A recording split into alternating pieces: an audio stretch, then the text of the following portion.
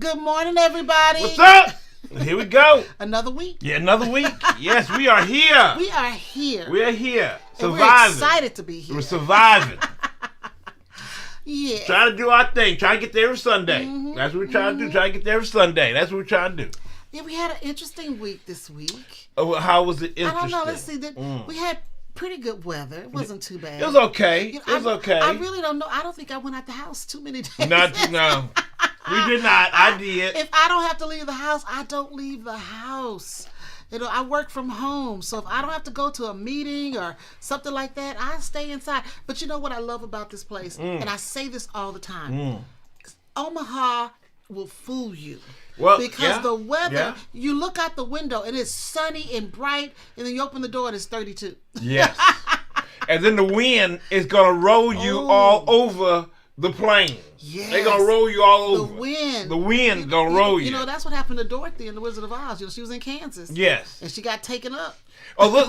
They're going to ask your feet. Mo, we heard you got a new game out there. We haven't seen it. What's up? What's up? Ashley Fee, we're going to be talking about your game today. That's right. That's why he came on over here. That's why he came over here. I don't know if you knew it or I don't not, know. Okay. I don't know. We're so happy. But I heard he got cookie games out there. A cookie game. A cookie game. Oh. Where the cookie game at? I don't see the cookie game. Where the cookie game at? Let's talk about cookies. Cookies. What about cookies? You know, I have been working for the past month trying to perfect a chocolate chip cookie recipe. A chocolate chip cookie recipe. Yes. If you guys didn't know this, that's one of my favorite cookies. I love chocolate chip. It has to have pecans in it. I don't want walnuts. I don't want something else in it. I want chocolate chip and pecans. Yeah. And I have been trying to perfect my own because Mick always gets me the Nestle's cookie dough. The machine, the machine bar, the machine made. Well, I get the ones that are factory produced. Yes, factory but you bake produced, them yourself. Yes. I don't. Was it Toll House? Is it Toll House? I think it's with Toll the House. I think it's Toll House. Caramel. Yes, the turtle. The turtle we like the cookies. turtle. So it's got the caramel. I had to get it, y'all. chocolate chip and pecans in it. I love that cookie. I love them freshly baked. I do not like store-bought cookies. No, she do not. Not anymore. She used to eat them. No, you used to eat them, but now you said you don't want them no more. When did I eat store-bought cookies? I don't know. When have you? I never bought. You've never seen me buy store-bought cookies unless it was for some kind of event or something. I mean, yeah, I'm not a store-bought cookie person. Chips Ahoy, you never ate no. Chips? What? No, I've eaten them. That's why I don't eat them. I've eaten them. That's why I don't. Yeah. I used to like Pepperidge Farm. Yeah. I don't like. Oh yeah. You did like Pepperidge Farm. Yes, you did. Yeah. Yeah, you did. You did like that. But I'm trying to work on this. We've had 3 batches so far. 3. And I have these testers here, Grant and Mick. So they test my cookies. Yes. And the first we have to do that. If I cook something, they have to eat it. Yeah. So the first batch, I was following this recipe, and I was trying to tweak it. But it was this. They said use unsalted butter. That batch was so plain. No, it was very plain. It was very plain. Yeah, and then the next one, I was trying to do this brown butter thing where you cook the butter, you turn it brown, and then you let it cool, then you put it in there, and it was still unsalted, and it gave it nothing. No, it gave it nothing. It just fell flat. And now my third batch, I was running out of ingredients. Yes. This was the bad part, family. This is the bad part. This hurt. This hurt. I was running out. She ran out of ingredients. Well, okay, look, the recipe called for 2 cups of chocolate chips. I only had 1. And then I was going to add a cup of pecans, and I only had like a half a cup left. But this is a tester. I wasn't throwing stuff around. So I said, you know what? I'll just throw that in there. Well, no, the cookie, it was good, but it didn't have enough stuff.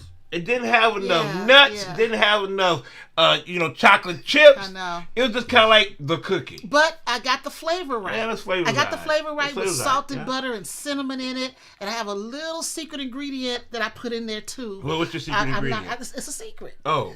I'm going to perfect the chocolate chip cookie. Oh, you trying to go into business? You trying to go into business? I like them. We got OFPG cookies? We might. Oh, Lord. We're going to have OFPG cookies. We might. We're going to have cookies, OFPG cookies. All right, everybody. So when I get that perfected cookie, I will let you guys know. But I'm working because I want a good cookie. Yeah. Okay. I like a good cookie. Oh, I'm missing all the good stuff people talking about. Yeah, they talking a lot of stuff. They talking a lot of stuff. Andrea said Mick needs mustard cookies. No, do not. They're not. I make them small. No, you should make them small. Okay, Don't need that big. JJ is suggesting nutmeg. I could throw some nutmeg in there. Yeah, it could be. I could, but right now I'm using cinnamon, which is one of my ingredients.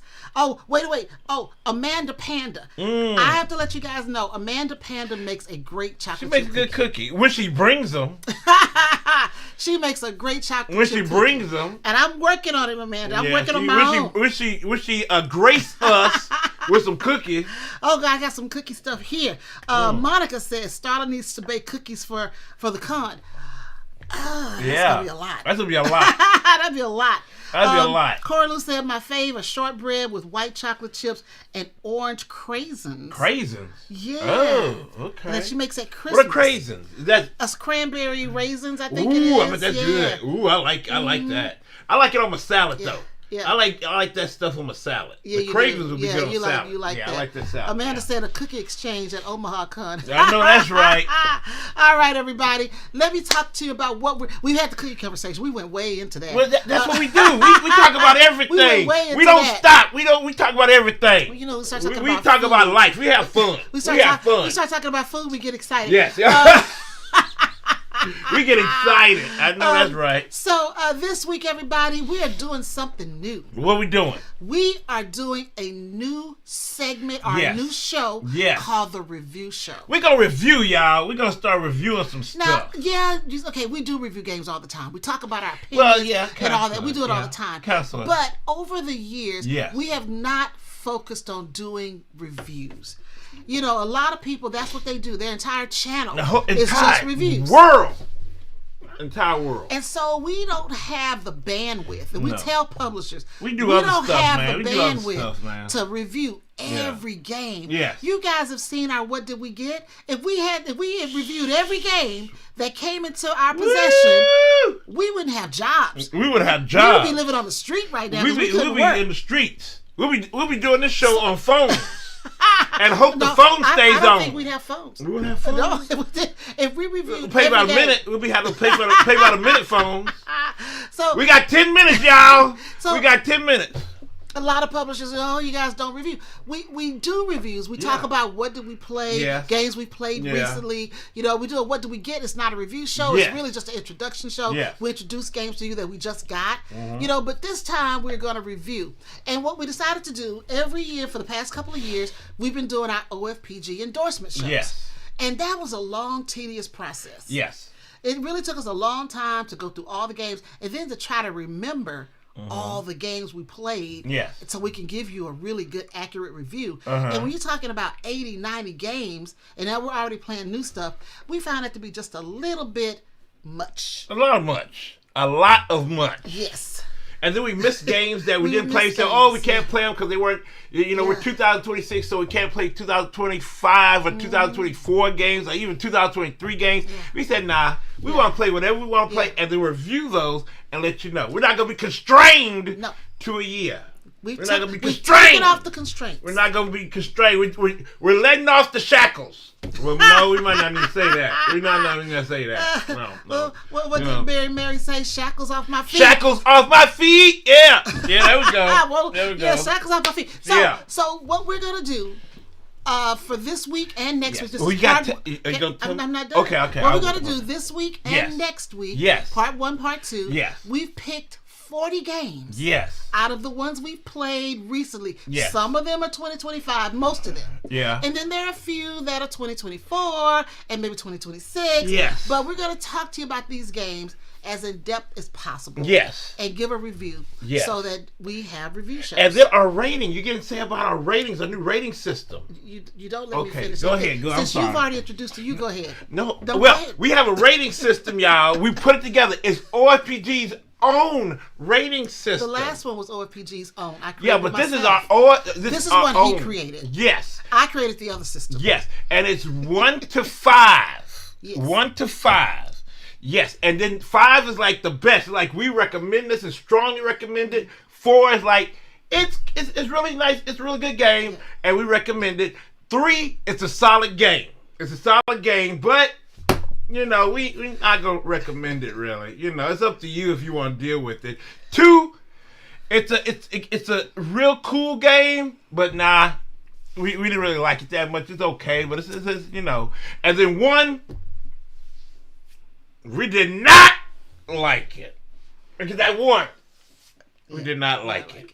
Yes, so that's it. You could have saved that to right before we went into the heart of the episode. Okay. But that's okay. My husband is always so eager. I'm eager. He's eager. I'm extra. Now, let me tell you, for those of you who don't know us, yes, I'm Starla. I'm Mick. And we are OFPG Games. Boom! Yes, we're going to rate some stuff. We're going to rate some games. We're going to rate some stuff. Yes, so we've got 20 this week. Yes. That we're going to tell you about. And we'll talk more about that when we get to the heart of the episode. Yes. But I wanted to go back to who was first in the chat. Uh-huh. All right. Monica's number 1. Monica. Well, don't just scroll up. We got a lot of chat going on. We got a lot of chat, a lot of stuff going on, a lot of stuff. Monica was first. Okay, Monica was first in the chat. Matthew was second. Okay. Matthew Rose was second. I can't see that right now because it's kind of going on. Mm-hmm. So Monica and Matthew, welcome to the show. Hey, Dana, welcome to the show. Hey. Justice Seeker, that's Bobby. Yes. Welcome to the show. Finally made it. He finally made it. You finally made it. We're happy to see you, Bobby.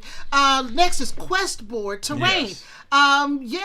Don't know who you are, but welcome to the show. Thank you for coming. Like that. Welcome to the show. No, Quest Boy. I saw him. He was on with Navy Montel. He was with Navy Montel, and he asked. He said, "What time you come on?" And I told him, and he made it. How you doing, Quest Boy Terrain? I didn't know, but your dad knew. Yes. Welcome to the show. Yes. Happy to see new people in the chat. Yes. Hey, Blaine. We're excited to see you. Hey, Andrea. How are you? Let's see who else do we have in the show. JJ, of course, we got JJ. Yes. JJ and Andrea, you're going to be part of this conversation today. Oh, they are? Yeah, the games. Oh, yeah. I guess. Yeah. Why do you forget? I forget, y'all. There's so much going on. All right. So much. Okay, let's see. So we're talking about Easter in the conversation here. Ivan, hey, Ivan Jimenez. Hey, Matt from the Board Game Wagon. Good to see you. Lori Larkins, welcome to the show. Now, Mimi, wait. Mimi, what? Are you still cruising? Is that what I get from this conversation that's going on? Yes, she is still out there on the water Mimi, somewhere. Tell you, we appreciate She's out there on the water. We appreciate you. Yes, this is we the second do. week. Mimi's on this long 2 or 3 or 4 week cruise. Yes. And you took time. She had traveled around the world. Yes, and she took time out of her cruise to come be with us. We appreciate that. We love for that. Mimi, where are you right now? Where Let us know. are you? Hey, Esther in Washington State. Welcome to the show. Shane Bennett, welcome to the show. Yes. Who else? Go down. Hey, Marnie. Glad you made it. Welcome to the show. Hey, Red Lover. Good to see you. Yes. Michael and Haley from Kansas. Yay. Welcome to the show. Kansas City folks. Salayeki.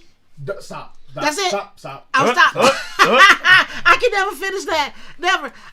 ITO Mari Hernandez. Omar Hernandez. That's Omar Hernandez. Omar. Yes. I said Omari, didn't I? Omar Hernandez. Welcome to the show. That's Mo. We already talked about Mo. Hey, we got Mo. We got Mo. Yeah, we're going to talk about Mo some more. Who else is? Cora Lou. Cora Lou's talking about the Craisins. Yeah.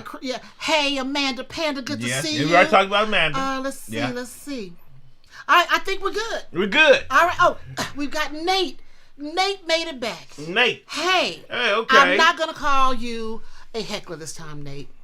Because you know what Nate is? Nate and Melissa are brand ambassadors for the OGC Con. Yeah. So if you guys know them, talk to them about getting tickets to the OGC Con, all right? Welcome to the show, everybody. Rolling Reggie with that little cute little girl. PJ. Yeah, PJ. Yes, yeah, we're going to have something special with PJ. Yeah, PJ. So anyway, everybody, that's what we're doing today. We are going to review some games. Look. Mo got a new game coming. We know. We don't see it. We haven't seen it. We know. But you know we what? know. Mo loves us. Mo sent us a game. I don't see no game. I don't see no game in my hand. Mo loves us. I don't know. And then he go Reggie. He got a new game coming. We know. We don't see it. Where is it? Oh, wait. Dana has some questions for you. This is for the heart episode. What? Greg, could you roll that back for me? Mimi said what she had. Let me go Dana's first. What's right? that? Go roll it back a little bit. Right there. Go down. What?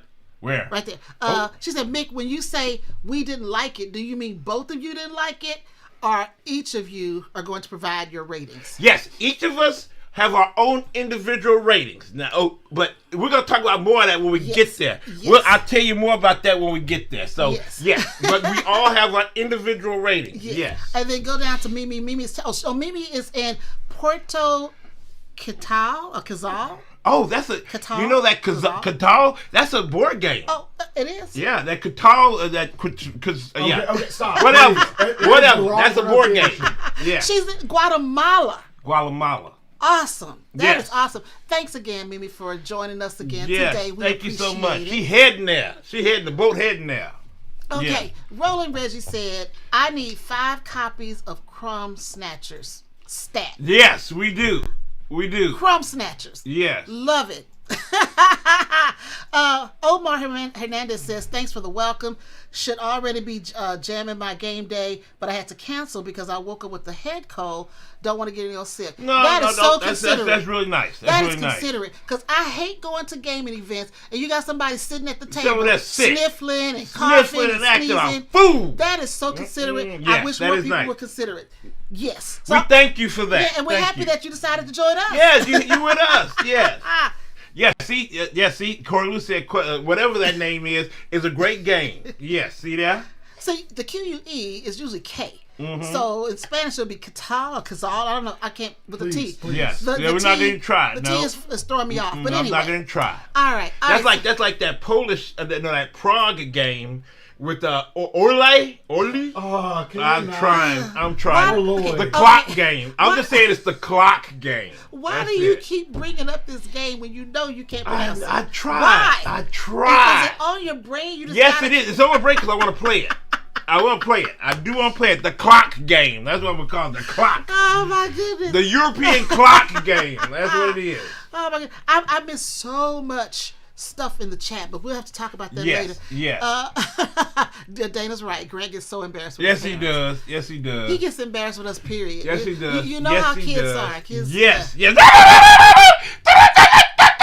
news. Yes. Breaking news. You know I had to come out of nowhere. Yes. I got breaking news. Or just news. I got news. Yeah. I got news. Okay. I got news. Okay. So here's the news. Oh, okay. Before you get started, JJ Comics, welcome to the show. We booked our hotel stay this morning for OGC. Yes. We can't wait to see you. Yes. Okay. That's Jamie and Jennifer. Jennifer, yes. They are coming. And they're going to have some heavy games. See, we're going to play the clock game with them. Okay. Because I know they got it. Y'all got it. I know y'all do. Jamie, I know you got the clock game. But I don't know how to say the clock game. Hey, Navy Montel, welcome to the show. Hey, Navy Montel, what's going on? See, I was on his show. Oh, I was on his show. You were harassing them? Yes. Well, I wasn't harassing. I was in support of. Now, let me tell you something. There's a couple that may have a board game. Not a board game. It's a comic shop. Okay. It's a comic publishing, and it's called Midnight Comics. They have a publishing, and they publish comics. And they have a Kickstarter going on right now. Yeah. So check them out. It's Midnight Comics. Yeah. It's a nice African-American couple. They try to do their thing out there in the comic book world. They have like about like 6 or 7 days left. And they're close to their funding goal. And I'm going to support because their comics look really, really cool. Okay. They really look cool. So definitely go out and support Midnight Comics. Go check them out. Yes, do that. I just want to say this to our audience out there. It's your fault. What? You guys encourage this. Listen to what's out here. Blaine, breaking news is the worst kept secret ever. Yes. JJ, give me noise. Yes. Yeah. No, and then give Bob. Me my news. Oh, sorry. Give me my news or noise. Give me my news. Okay, news. Okay, news, I'm sorry. Yes. No, I am reading this stuff. And then Bobby said, news time. Let the mic out. Yes, let the mic out. But check out Navy Montel too, y'all. Go check him out. He got some good conversations going. He talks about everything from board games, card games, cosplay, anime, everything. So check him out. He's into the nerd blurred community. I love him. Love him. Yes. Oh my goodness. So let's go to to the news. All right. Let's get to the news. Yeah, let's get to the news. Now, Tabletop Game Designers Association, called the TTGDA. Okay.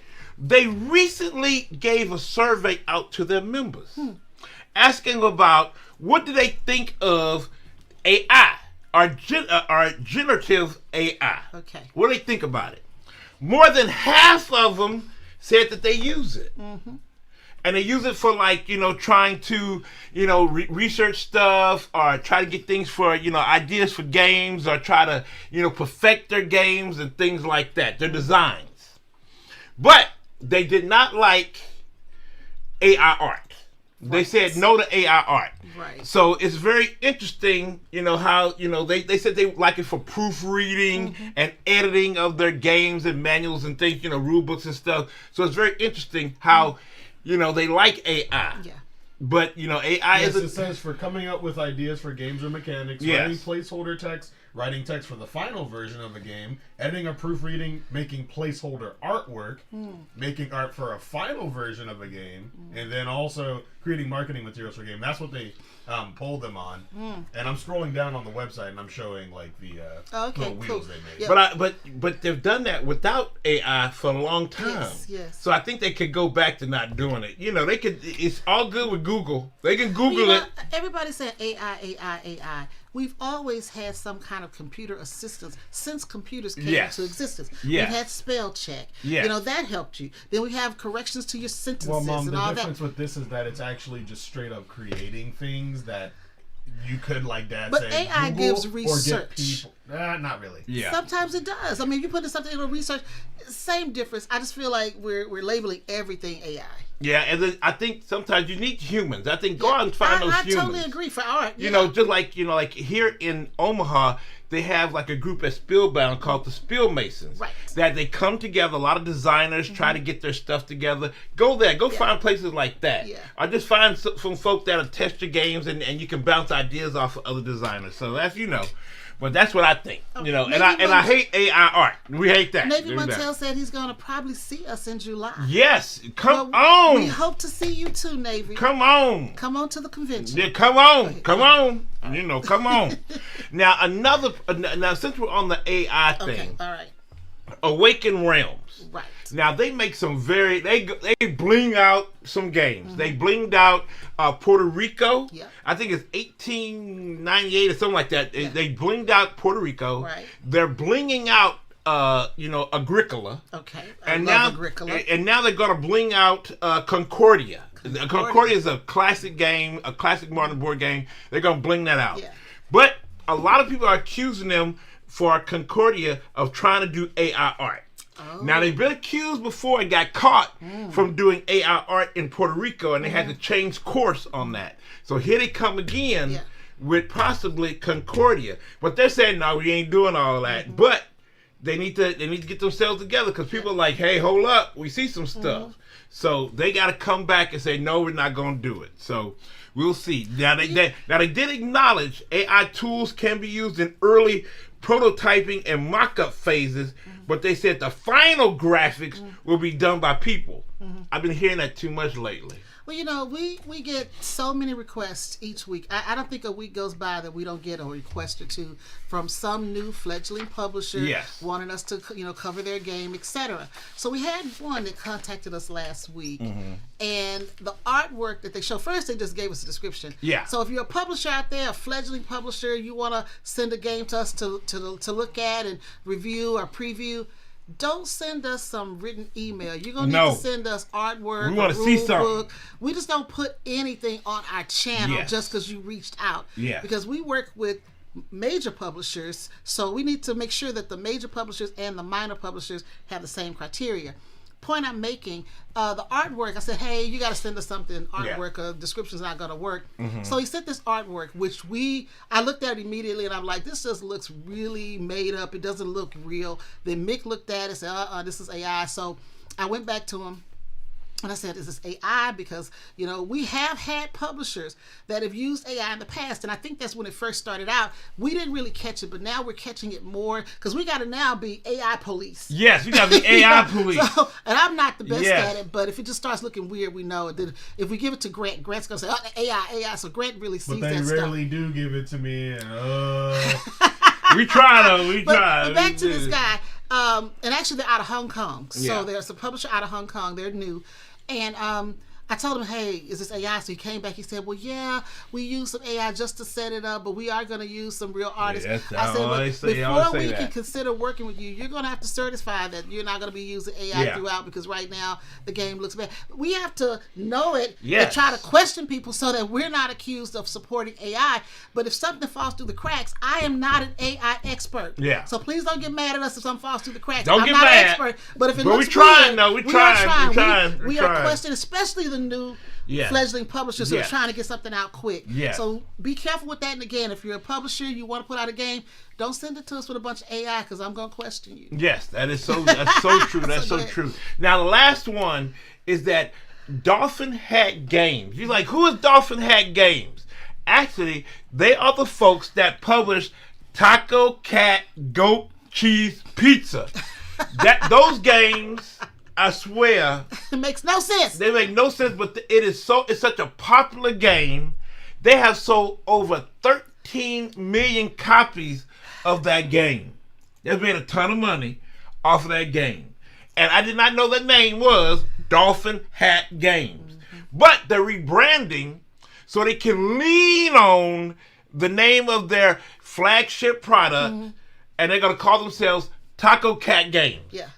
Might as well. Taco Cat Games. Yeah, Taco Cat.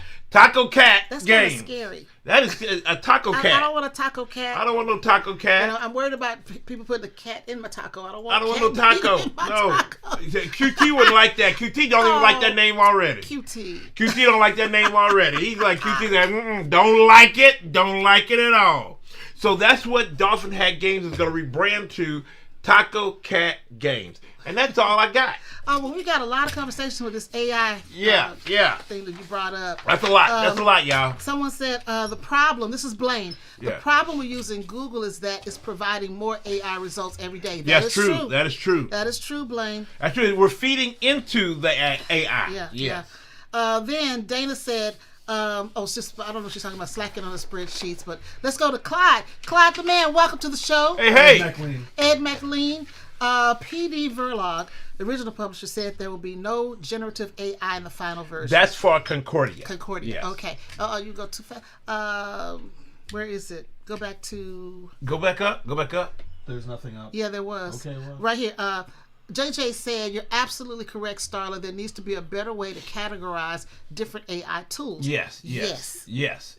And Nate Montel said, it's more fun brainstorm with real people and real ideas versus going to GPT.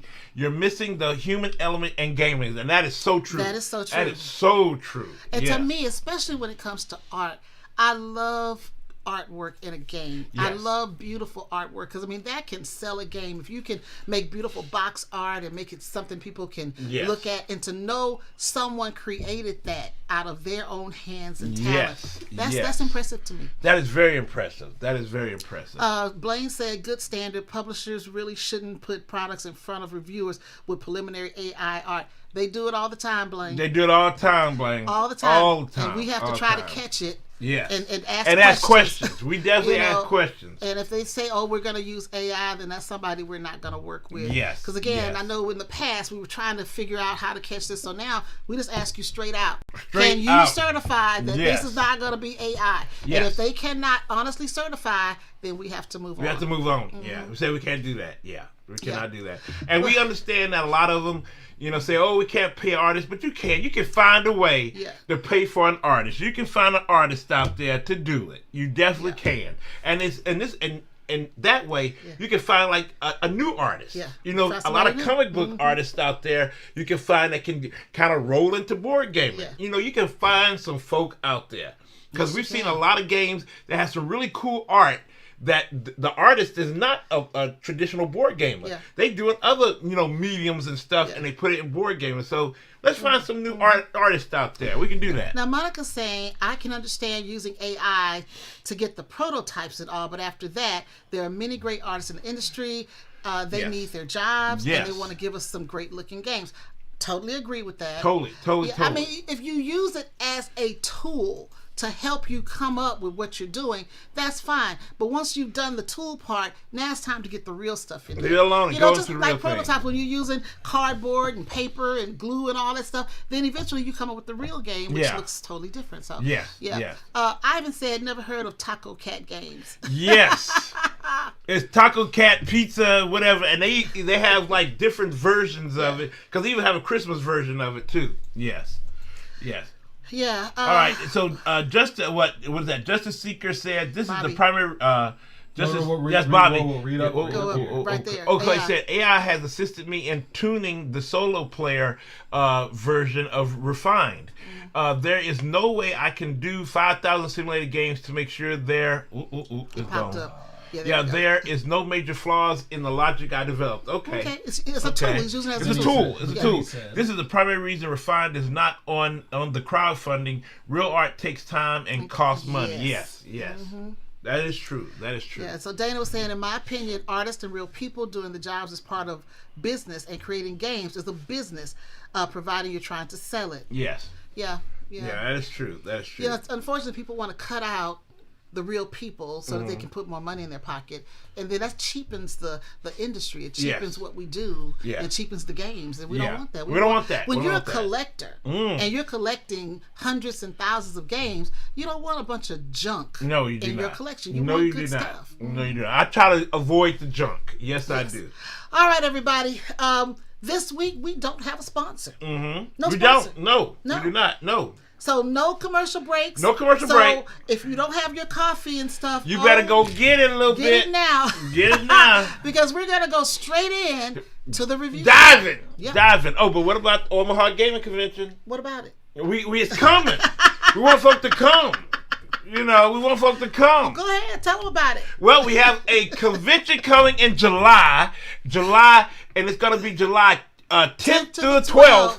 2026, so it's coming. Get your tickets, y'all. Get your tickets, y'all. We're gonna have so much fun. We can play on Friday and Saturday. We all night. We can play. We got the hotel. We're gonna play all night. We can play all night. Well, I'm gonna play all night. My cutoff is 9 o'clock. 10.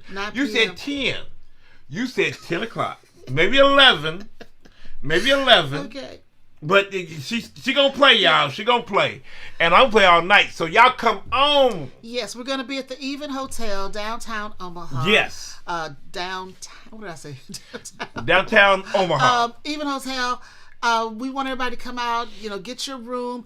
If you contact the hotel and that block is filled, email us so that we can increase our block. We only reserve so many rooms, but right now we can increase the block. So let us know if you can't get a room.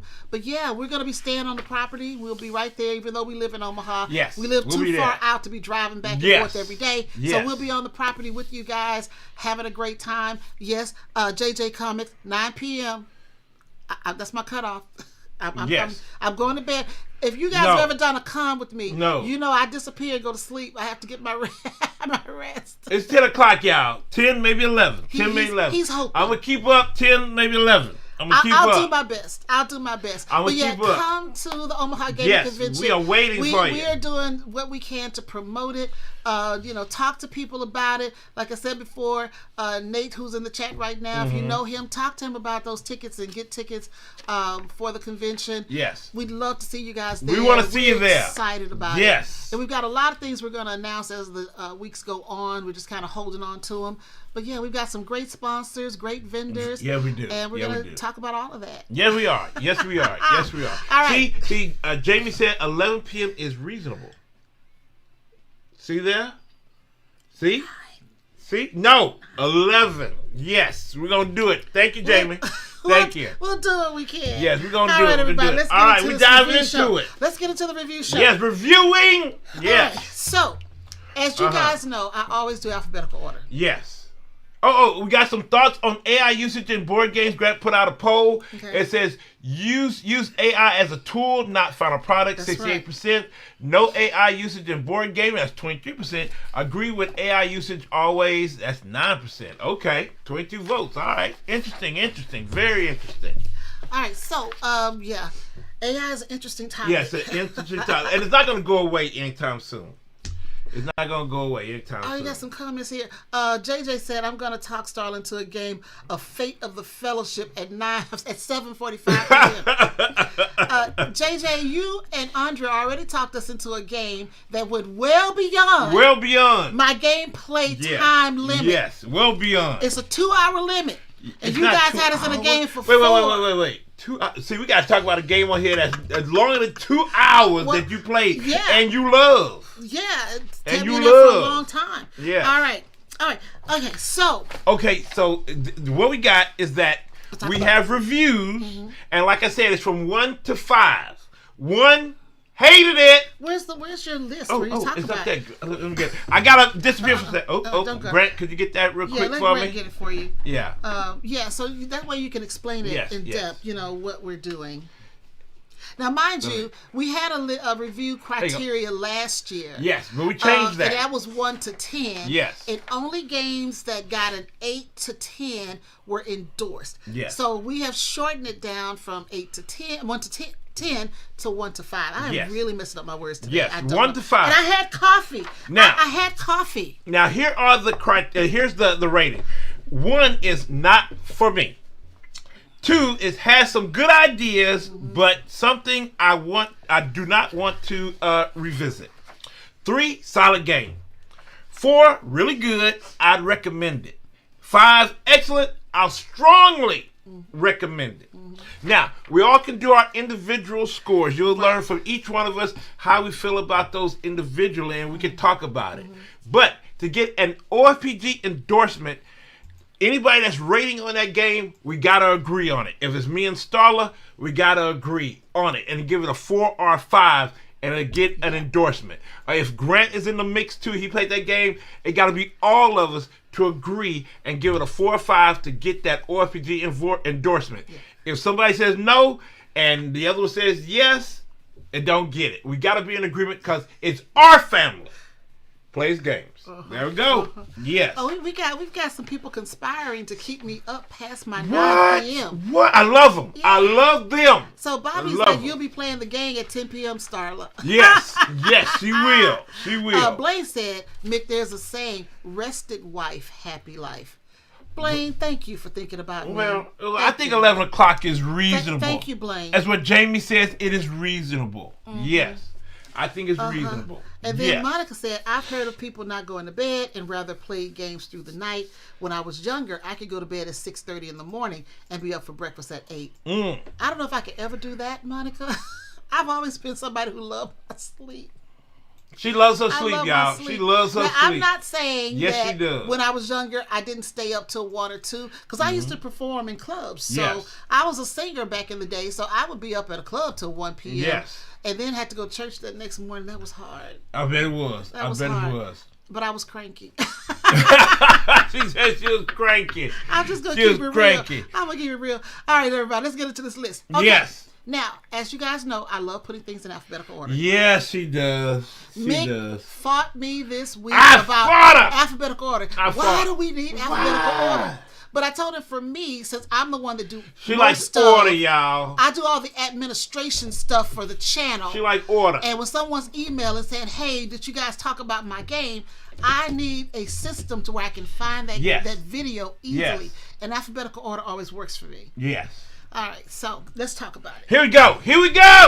Now, the first one on our list is 12 Rivers. 12 Rivers. Yes. And I know you're saying T is 12, but the game is listed as a number, 12 Rivers. Yes. So that's going to come before the alphabet. Yes. This is from Good Game Publishing. Yes. 2 to 4 players. It's a game that's played over 5 rounds, and players spend camp cards to place 3 tribe tokens along the river to collect magic pearls for their village. Now, we played this game. This is not in our collection. This is not in our collection, y'all. This is one of the games. It's not in our collection. A very rare time that we don't have this game, but we like it. Yes, we like it. It was we played with Dana and Matt from the Board Game Wagon. Yes. And they have the game in the wagon. Yes. So we've played it the first time. When you play this game, the box turns into the board, which turns into the river board. Which has marbles. The marbles come down. table presence. Table presence. So when I first saw it, I was already intrigued. Yes. And I like games with marbles. Yes. Like Potion Explosion. Yes. I love games with marbles. Yes. And this game did not disappoint for me. Well, the thing is that the gimmick, the riverboard, which is a gimmick, it's okay because the gimmick works. It works as a real mechanic that makes the game very, very good. It's not just something thrown in like, oh, that's cute, that's really cute. It's real. It really works. I don't think it's a gimmick. I don't see it as a gimmick because it is a central part of the game. Yes, it is. You gotta have it. Yes. And you need that gravity for the marbles to run down and pass different points on the riverbed so that you can get different things. Because you can do that set collection and fill in the things that you need. Yeah, I don't think it's a gimmick, but I absolutely love the way it plays. Welcome to the show, Michael Florentino. Hey, what's going on? What's going on? I'm just adding stuff. Michael Florentino. I don't know, guys. Again, I have coffee, and I don't know what's going on today. So anyway, I loved it. Yes. I love, you've got these 3 tokens. Everybody has their own tribe member. You got 3 tribe members. You're placing them along the rivers, and then you put these marbles at the top. And when you release the marbles, they stop at different points. And at those points, you can collect those marbles, or you collect fairy tokens that are along the river that gives you other powers throughout the game. You can add tribe members to your tribe. And you're doing a lot of set collecting because you have different criteria on your tribe members' cards for different marbles you have to collect to get those points. Yes. And then you've got the cute little alpaca card that you can put marbles on to store. I'm in love with this game. It's a really cool game. I'm surprised we don't have it. Still don't have it. I don't know why we don't have it. We don't have it, but it's a really cool game. I don't think we've ever worked with good games. No, we've heard, in the past we did. Oh, okay. So, but not lately. Yes, not lately. But anyway, I'm happy to have played it. We've played it twice. Let me tell you how we knew it was a good game. Because we played it one time. Mm-hmm. Then the next time we got together with Matt and Dana, Mick said, "I want to play 12 Rivers. I encouraged very heavily that I wanted to play it again. I really did like it. So we had a chance to play it twice. So we do have a really good feel for the game, and I love it. And so here are the scores. What are our scores? Mick gave it a 4. Yes. Out of 5. Yes. And I gave it a 4 out of 5. Yes. So this game is OFPG Endorsement. OFPG Endorsement, y'all! OFPG Endorsed. OFPG Endorsement. OFPG Endorsed. You better drink your coffee. I'm drinking my coffee. I don't know. Oh my God. OFPG Endorsed. One of those days. It's live TV, y'all. Yes. So now, this game again is great. All about, I don't think the river is a gimmick. Well, I mean, a lot of games do have those kind of gimmicky things, and makes the game like, oh, that's cute, but it's not gonna last. But you need that. But with this one, you need it. It's good, and it works well with the whole thing, whole game. Yeah. All right, now the next game on our list is Aquaria. Okay, I can do this without glasses. You sure? It's from Delicious Games. Yes. It's a 1 to 4 player game. Now in Aquaria, you are buying fish. You got this aquarium. And you're buying fish. You've got to feed them, and you got to keep your aquarium in tip-top condition because you got to change your filter out, and you've got to do all these things to make your fish happy. And it has 3 boards on the table. Yes. You've got your player board. Yes. Then there's another board. Yes. I forget what that was called. Then you got the other board where you can do things on your board. It's a lot going on. Yes. But I enjoyed it. It's really cool how the dice are your kind of like your workers. They are. And you can manipulate those dice in order what you need to do. And then you have you're trying to build your tank. And try to put different cards that you get in different places where you can really maximize your points. I really do. I like the game a lot. I liked it a lot. I really like it a lot. I did. I do. And it's a cute game. Mm-hmm. The components are nice. Just the player board with the little knobs. Yeah. And how you have to put once you get a card and place it in your tank. The knobs you have to go to each of the knobs and you change it and you get different now, I'm gonna tell you get different resources. I love that. I think the game is a bit fiddly. I think it's fiddly with the knobs, and then with the other board where you have to move it, and then other board where you've got to track stuff. It's a bit fiddly for me because you got so many boards to work with. Yeah. Overall, I enjoyed it, and overall, I would play it again. And overall, I gave it a 4. I gave it a 4 too. And Mick gave it a 4. Yes. So we are endorsing the game. We are. Yeah, it's a bit fiddly. So what was your 4 cry? What did you say on 4? What was the criteria? 4 is really good. And I recommend it. Yeah, so it's good, and we recommend it. But it is a bit fiddly. I don't see the fiddly. I think it's it's a pretty solid game. You know what's fiddly? Because you got to reset those knobs every round. Yes, you do. And you so, got to try to what get if you forget to reset a knob? And we had that happen. Yeah, we had that happen. So it's a bit fiddly. Yeah, I wish they could have done something else with those components, but it's a good game. It's a good game. It's a good game. I do like it. Monica wants us to go down for a nap. She said that. We're not gonna go down to nap. We good. We good. Monica told Greg to put us down for a nap.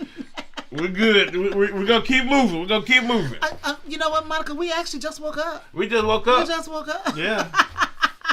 We're just having those moments right now. Yes. All right. So the next one on our list. Big Sur. Big Sur. From 25th Century Games. Yes. It's a 2 to 4 player game. Yeah. Now in Big Sur, players draft cards to use them either as resources to build new road sections or as road sections themselves. Your linear path of cards will score for connecting terrain types and meeting other conditions. Yes. Love Big Sur. Yes, we love Big Sur, and it's about the theme is so cool because it's California State Route 1 on the Big Sur Coast Highway. Yes, that is so cool. I think we did part of it. Yeah. Did we do part of it up in Portland? We went down the big. Well, no, we went down. What is it? The Pacific Coast Highway. Yes, we did do that, and it is beautiful, y'all. We didn't go all the way down to California, but it is a beautiful the route. Oregon coast. The Oregon coast. Goodness, oh my Lord, so gorgeous. So that theme really comes out. It does. It does. And I thought it was really cute and really brilliant the way they decided to put the terrain, how the cards connect together. I kind of love stuff like that, which I think is ingenious, where they make a game where no matter where you place something, it's going to connect and make a picture. And then also the multi-use cards where you can use the cards not only to build your portion of that road, but you can also use it to get the cards that you need. It's a resource. It's a resource to help you get the cards that you need. So I think that is really, it was a really clever design. Yeah. I really like that game. I really like it too. Simple to put on the table. Simple. Easy to play. I really like Big Sur, and we both decided to endorse it with a 4 from Mick and a 4 from me. Yes. Greg's putting out the criteria. Yes, he is. Yes. But so it's 4, and it does get our endorsement. Yes, it does. And I love the mechanics when you look at BGG, because I'm pulling the mechanics from BGG. All it says is multi-use cards. Yes. And that's really what it is. Yes, that's what it is. You put together your road and multi-use cards. And trying to get your roads out there and trying to use, and then you have other conditions where you can get other points. Cards called landmark cards, where you can try to match the landmark card to get other points. But you're trying to put those right cards together, the right terrain together to get those points. And I love the game. It's a fun game. I already got some new people in the chat. We Hey, got Jamshid and also Tony Lawler. our sign guy. Our sign guy, late but I'm here. Yay! We're so glad to see you, Tony and Jamshid. Welcome to the show, everybody. Yeah, all right, so yay. we just got started on the list. You haven't missed too much. Yeah, we went through 2 already, and that's the third that we 3. went through. 3. We went through 3 already. Yeah. All right, so now number 4. Yes. Cat Between Us. Cat Between Us from the Op. Yes. Now it came out in 2024. Yes. This is not a 2025 game. It's a 2 to 6 player game. And so in Cat Between Us, players take turns placing one card under the 6 tabled items until each has 2 cards. Yes. Those 2 cards set each item's value. Players then total the matching items left in hand and move on the track. Closest to the cat without passing it wins. The one closest to the cat. If everyone passes it, the player who passed by the least amount wins. And it's all about hand management. Now, Cat Between Us is an interesting game. Yes. It's a simple game, but the instructions and the rules just was so convoluted on how you're trying to, add up your score to get the cat between us. And it fell flat for me. It's an okay game, but it's just so much going on for a simple card game. Yeah. It gets kind of confusing sometimes. I like, think why so. do we need all that? Just for this simple game. It's so many rules for a game that could be, you could have not said that it in much. 3 rules. You got to do this, this, and this. There you go. But we got a whole bunch of stuff that you got to follow for each round that you got to follow. Yeah. And so much cleanup. Like, wait a minute, that's a lot to do for a simple card game. Simple game. Yeah. I just didn't get it to where it was something I want to go back to. Yes. So as you can see, it did not get endorsed. So Mick gave it a 3. I gave it a 3. So it's a solid game, but it's something I don't, it's cool. It's out there. If somebody asked me to play it, I might say yes. But I'm not recommending it. Yes. I gave it a 2. Ooh, that is has right some there on the has some good ideas, but not something I want to revisit. You ain't going back.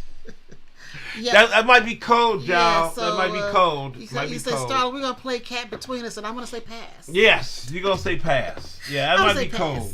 Yeah. All right. Yes. What have we got? Yes.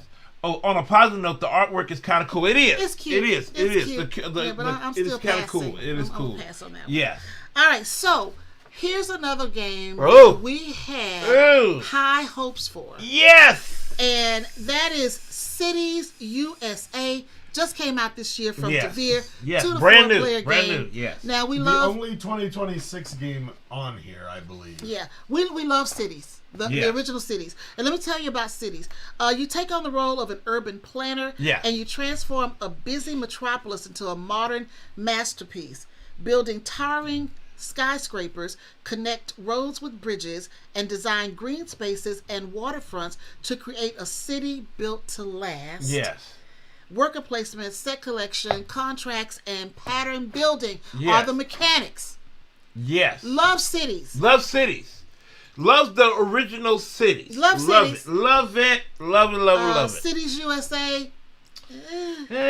Not so much. I mean, like I was talking to you, they put in a lot of new mechanics trying to make it different, to give it another game, but they didn't have to. Yeah. It kind of fell a little flat. Like, why? Because one of the things is that in the original game, if you make a park or a lake, and you have different tiles that you put in there in order to get points. Right. Like a boat or a water feature. Yeah, like dolphins. If you put different tiles in that water feature, you get points for as many as you get.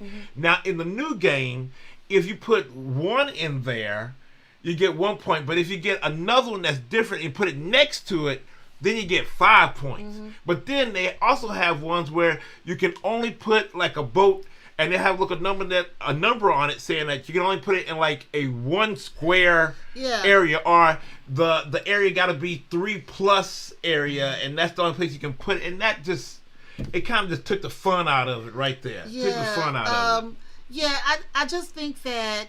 Oh, and I hate this. Corey Lou said I have it on pre-order. You already have the USA edition. Yes, we do. Yes, we do. Yes. Okay. I love Cities, and I'll say that again. Yes. Cities is a great game. I'll play it anytime. Love it. I like some of the additions. I love the little toppers. The toppers are cool. That they gave for the skyscrapers. Yes, I thought that was kind of cool. That was cool. But some of the things they do to restrict how you build your city. Yes. It just made it not fun, because I think I got so upset with it because I guess I was playing the game like I played the other cities. Yeah. And so I made this big, huge lake, and I couldn't get any points for it because you could only have like a 2 square lake. And I'm going, what the heck? And so maybe that's my fault. So right now, just because of all the new things they added to it that just to me seem unnecessary. Yes.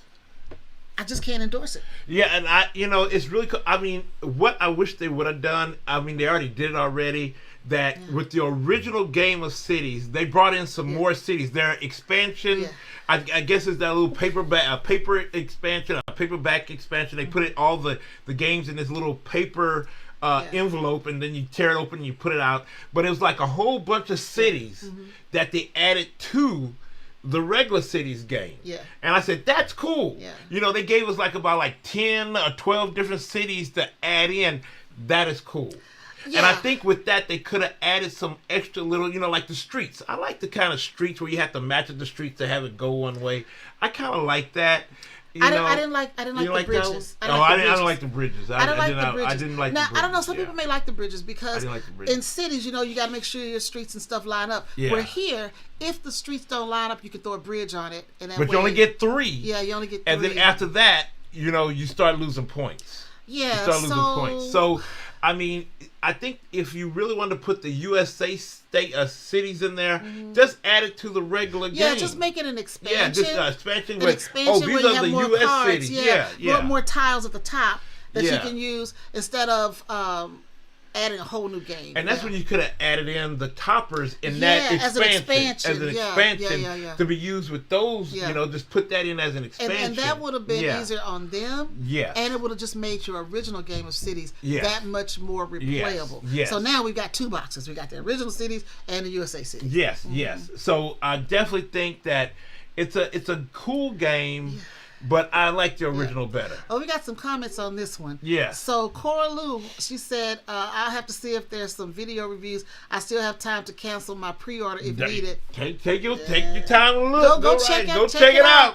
What do we always say? Don't just take our word for it. Don't just take our word for it. Check it out for yourself. Yeah, don't take our word for it. Shane Bennett says, is it safe to say Cities USA is the unsalted butter version of Cities Cookies Collection? Yes. Yes. If you're going to come that way, yes. Unsalted. Yes, it's unsalted. Yes, yes.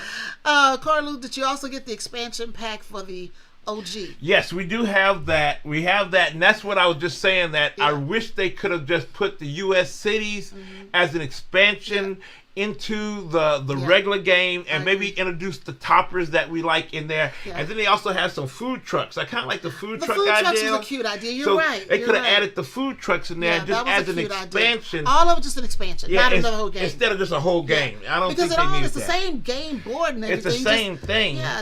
Yeah. If they want to put a couple of new tiles in there, throw a couple of new tiles. But they didn't need to put a whole new game out there. So that's why I gave it a 3. You did a 3, and I gave it a 3 as well. Yeah. So it's a decent game. It's a decent game. So if you really like cities, then go spend your money and get USA, and you may see it different than we saw it. Yes, you might see it different. But for our taste, it could have been an expansion. Yes, it could have been an expansion. Yes. Yep.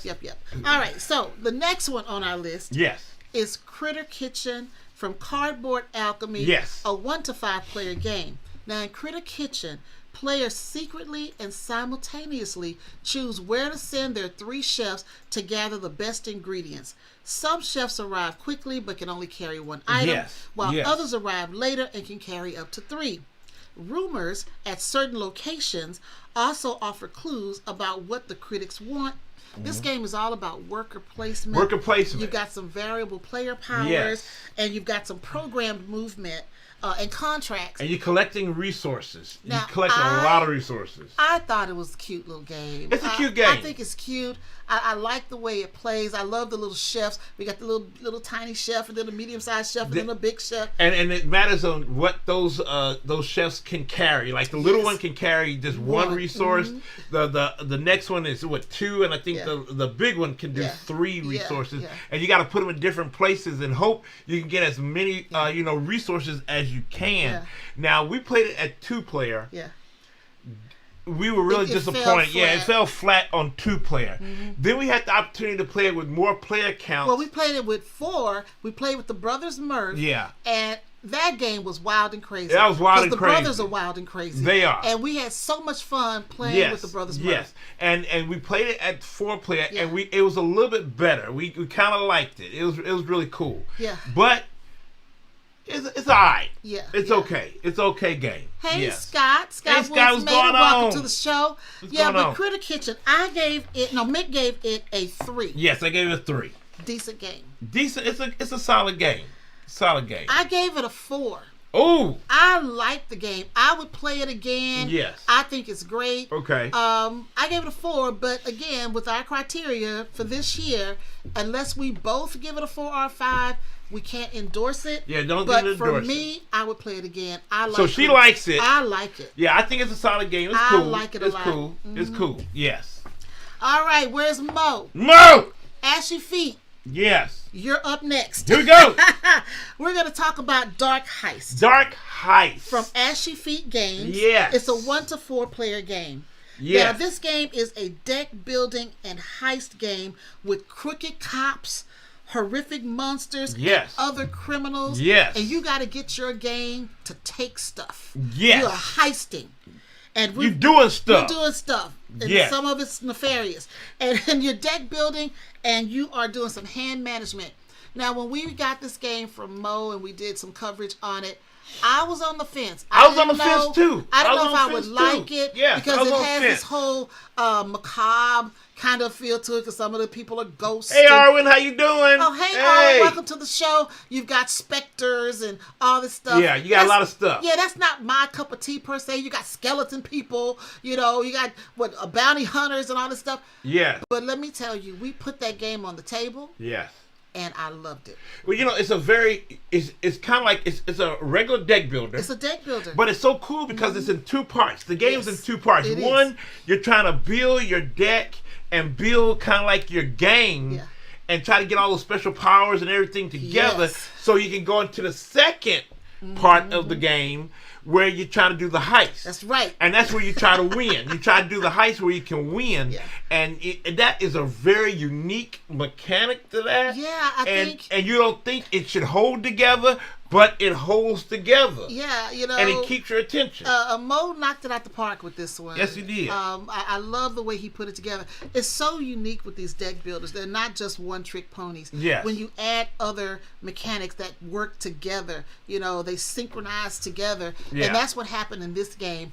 And then you start looking at the characters. I kind of started, liking my little characters that can help me, whether they were a specter or whatever. I like working with those characters. Some kind of look kind of bad, though. Some look kind of crazy. Yeah. But it was a fun game, and how you try to put together your deck, and how you try to, manipulate the kind of like the game for you to kind of bring some more people to your, or are you trying to hurt your opponent? Because you can hurt your opponent. Yeah. As much as you can. So it's kind of like a real cool take that back and forth game until you get to that second part where it's time to ante up. That's right. And see what you can do. Yes. But this is a good game, and so out of the ratings, Mick gave it a 4. Yes. And I gave it a 4. Yes. Yes, so it's endorsed. It is OFPG endorsed. Yes, it's endorsed. Yes, it is. Yes, it is. So yeah, we love it, Mo. Yes, we do. We do love it. Is Mo still there? Mo, you there? Now it's time to talk about JJ and Andrea. Yes. Yes. Deep regrets. Yes, from Tetix Games. But it's not on them. We don't have deep regrets on them. It's the game. It's the game. This game plays 1 to 5 players. Yes. Now, this is another horror game, back to back. Yeah. This horror fishing game is about hauling increasingly terrifying things. Yes. From the ocean. Yes. They're horrifying, and big time. You have to decide what to eat, what to sell, or what to mount. Yeah. And how many regrets you're willing to carry as you push your luck towards a dark conclusion. Are you going to lean on the madness? Yes, Mick, are you? Are you going to lean on the madness? Yes. I leaned on the madness, y'all. Yes. I leaned on it. And won because I went crazy. I went nuts. It just seemed... I was killing up folk. Yeah, that kind of burning works. Up houses. I love it. The crazy works for you. Yes. We tried to play at least let me talk about we. I tried to play the game like a good fisherman. I got the good fish. I took them to port. I sold fish. That's what good fishermen do. And I had edible fish. I don't know what you were bringing in. I was bringing in body parts. I was bringing in dead bodies. Grant found a human down in the deep. And everybody said, what he doing there? I mean, it's a very crazy looking game. But if you lean in the theme, it's pretty cool. I really like the theme. I love the theme of this game. The theme is so cool. It's so cool. It works. Yes. And we were invited to play this game by JJ and Andrea. They said, we got this game. We want you guys to play. Yes. And I'm like, okay, let's try it. I wasn't thrilled, with fishing, and we've got the horror fish and all this stuff. Yes. I was like, okay, we'll try it. But after hour 1, I was invested. Yes. Then we get to hour 2, which you know that's my cutoff time. Yes. We're halfway through the game. So I'm invested now. So now I'm stuck. I can't go anywhere because I got to finish this game. Yes. Because I was invested. Yes. And we ended up playing for 4 hours. Yes. But it's a good game because after we played it, we said we got to get it. We contacted the publisher. He was so surprised and so happy that we liked it. He sent it to us. And then also, just kind of like just throwing it out there, he has a new game coming out. He said, hey, I want you guys to take a look at it. Same art, same craziness. That's coming out later. But Deep Regrets, we really like it. I know he has an expansion coming called Deeper Regrets. I'm excited to see that. I'm excited to see that. And it's a fun game. It's a fun game. Fun game. Now, I have to say, it may not have taken 4 hours if. No. We had a couple of things. It was a con. Yeah, a little outside factors. And we had were at some a stuff con. going on. So we were getting disturbed a lot by people. And I shouldn't say disturbed. People wanted to say hi. It was fun. It was fun. And that was fine. Yeah. And then we had 5 people playing. Yes. And the game was new to myself and Mick and Grant. Yes. Andrea and JJ knew the game. So now we're learning. So it's a learning game. So it took us 4 hours. But I really enjoyed it. And again, if I'm invested, I won't just leave a game. I was invested. Yes. Yes, Scott, 4 hours. And yes. This guy said, I don't play nothing that long except Arkham Horror. And well, Mr. President, which hasn't hit the table yet. Scott, if you're like me, once you get invested, you're not leaving. Yes. You're going to stay and try to finish it. No, we had no regrets playing Deep Regrets. No yes. regrets. Regrets? No regrets. No regrets for playing Deep Regrets. Okay. No. No, Dana, we don't. I want to play it again. Yes, I want to play it again too. I really enjoyed the game. So as you guys can see, that game was endorsed. But here's the score, because all 3 of us gave a score this time. So out of the 20 games, Grant has only played 5 of them, so we'll have scores for him. Yes. So this time, Mick gave Deep Regrets a 4. Yes. I gave it a 5. Yes. And Grant gave it a 5. Oh, cool. That's cool. Yes, it's a really good game. Really good game. Really all right, good so game. let's go on to the next one. Echoes of Time from Cranio Creations. Yes. It's a 2 to 4 player game. Yes. It's a strategic game for which you build the strongest fellowship. I'm playing with. Let's try it again. Yes. Keep picking them up and down. I know I'm gonna have to. Yeah, a strategic game for which you build the strongest fellowship of characters from different factions to claim sources of power. Control and manipulate the flow of time to gain the advantage over your opponents. It's about hand management and multi-use cards. Yes. Yes. Yes. Oh, what do you have to say about it? Well, I know it was very highly anticipated at Essen, and very highly anticipated last year. Yeah. We got it. The design team is well regarded. We got it. We did coverage on it. Yes, we did. Then we played it some more, and the mechanism is unique. How you slide cards over, that is so and true. you put it. That You slide cards to get the powers that you need at that time, and you have to kind of like really be strategic. And okay, I'm gonna get this power at this time, and I'm trying to gather cards to help me. Magical. To get magical things. And try to build your fellowship. You're trying to build your fellowship, and then you're trying to get your like the little areas of power to win the game. It's all good. It's unique, but it fell kind of flat to me. I think so too. It's all good, but I just didn't feel it. I just didn't feel it. Dana, the game is Echoes of Time. Yes. And that's from Cranio Creations. I like the mechanic. Let me say that the unique thing about putting the tiles on the board, and as your time goes, you slide tiles off. Yes. And then you put them back at the other end. Yes. It's an interesting mechanic. It is. It's an interesting mechanic. But I think for me, it's reminiscent of so many fantasy type games. That is true. That it was just another one. Yeah. It's a cool game. It's a unique game, and I think that's what's going for it. Is unique, but I don't have to revisit it. Okay, I don't have to go back. Well, there we go. Yeah, I don't have to go back. So out of the scoring for this one, Mick gave it a 2, but I gave it a 3. Okay. I think it's a decent game. Yeah. And if you don't have a lot of games in your collection, or you want a unique mechanic in your collection, it is with very the unique. slide, It is very then unique. I would say try it out. I wouldn't say don't get it. I would say try it out. But overall, it's not something I'm gonna put down and play Yeah, again. yeah. And, unless somebody asked me, if they say, "Oh, let's do this one," I would probably do it. Yeah. Because it is a decent game. Not me. I think I'm kind of good game. with it. It's cool mechanic. I can keep moving. Yes. All right, number 10. We're almost halfway there, people. Yes, almost there, yeah. Festival. Yes, Festival. 2024. Yes. Scorpion Mosque. Yes. It's a 2 to 4 player game. Yes. All right, I'm showing my age. I gotta put the You got I gotta put the paper way out here unless I put on glasses. On your turn, take a tile from either stack and place it in your 3x3 grid. Yes. On the ground or top of another tile. Yes. Or you take an objective card and place it beside your board. Then you check whether you've completed any personal objectives or shared crowd pleasers. It's about layering, contracts, tile placement, grid management. Pattern building. Yeah. And so it's this festival from 2024. You've seen it before. Yeah. It's been around. Yeah. Do you need a collection? We have so many like that. Didn't need it in our collection. Yeah. So I'm passing on that one. So we're hard not even gonna belabor it. It was hard. It was pass. basic. It wasn't that hard to learn. Yeah, it wasn't that hard to learn. But again, and there's so many like it. There are a lot many. it. Yes, and so many that are better than what we saw. Ooh. So well that explains Mick's score. So that's 1. Mick gave it a 1. Not good, not for me. Yeah, and Grant played this one, so I gave it a 2, and Grant gave it a 2. And I gave it a 1.